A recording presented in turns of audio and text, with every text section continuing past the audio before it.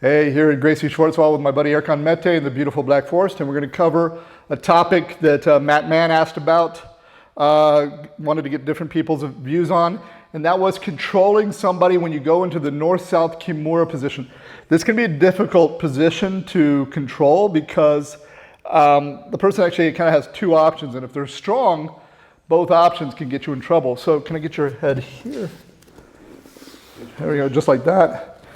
So in order to do the Kimura from the north-south, I need him on his side, okay? And then, we control the Kimura hold.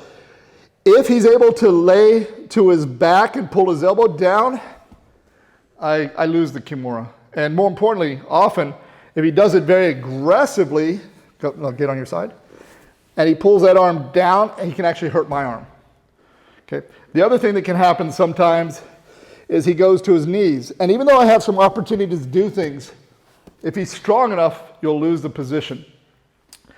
So the problem is there's no weight really on him. So get on your side, please. So if I'm on my knees are not really controlling his head. They're controlling his head some. And I'm here, or if I step my leg up, I'll show you a way to do that in a minute, but there's not a lot of weight on his body. So if he goes to really lay to his back, it can be really hard to do that. Okay, so this is one I'm not going to take credit for. I learned this from Dave Camarillo when he was here visiting us, and I really like this a lot. He gets on his side. So there are control positions and attack positions. Ideally, I want a control position that's also an attack position, but sometimes I have to maximize control before I go to the attack. I think it's Jay Ferrari said something to the effect of, if you don't have control, you'll miss the attack. I'm butchering it, but basically prioritize control.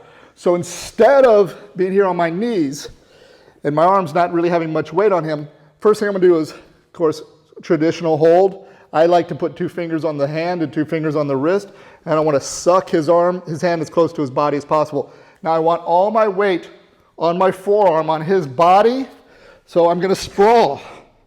Now my knees are open and here. So now he tries to roll to his back or to his side here. Okay, so I'm not staying on my knees. My knees, I'm not sprawled out like this. My knees are open, my feet are in.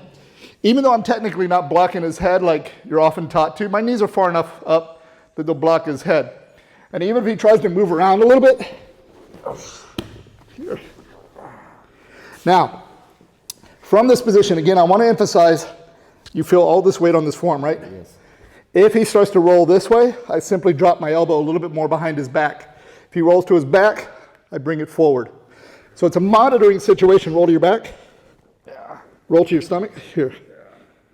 And then, when we go to attack, because we need to now move our arms, we're going to bring our knees in. Okay, I can't move my arms if my arms are doing the job of holding my weight up.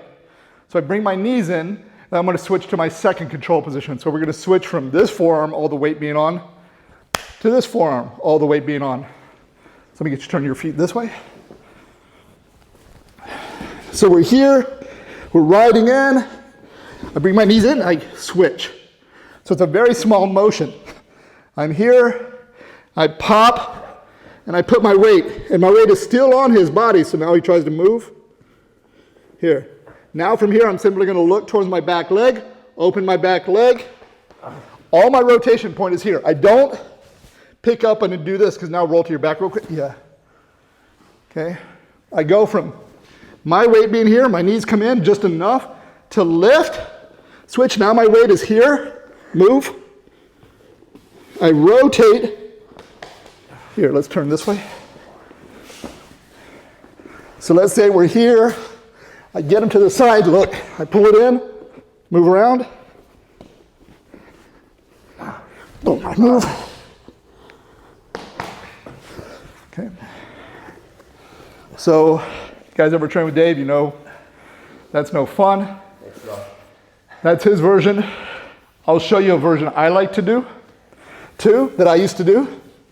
I tend to do this one more often now, is you're strong where you look, you're weak where you can't look. For me, it's easier to stop the guy. Go ahead and roll to your knees. It's easier to stop the guy rolling to his knees by pulling back, roll to your back, than trying to do this. So I prioritize stopping him going to his back, if I can. So when I get here, I'm going to bring my leg up and fold it under his neck. So turn this way a little bit. So I'm not doing like the last one where I kept all the weight on him. I bring my foot in, I fold it, and I sit. Now roll to your back. Here. Roll to your knees, by the way. Here. Okay? So my foot folds all the way under, I sit. Now, let me get you to turn this way.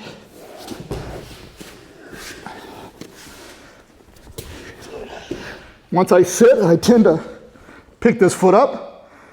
Foot is out, knee is wedged in his back. I don't go like this. Don't do this. There's almost no, if he pushes, that knee opens. I take my knee, I wedge it in. So now he wants to go to his back. He wants to roll to his stomach. Now we're going to do the opposite of Dave's version. I'm going to come up and pull up as high as I can. I'm actually almost doing a bicep cut. I'm pushing his hand down, lifting his elbow up as high as I can. This way. Here, and then we turn. Okay, so I'm here, I attack, boom, sit.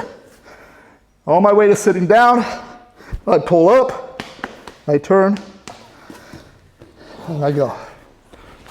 So,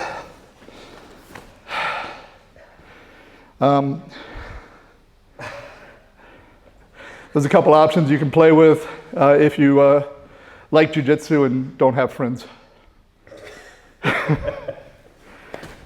Your option is way more brutal. What's that? Your option is way more brutal than Well, it's just I get to put my butt in your face, and that's what all my Jiu-Jitsu is about.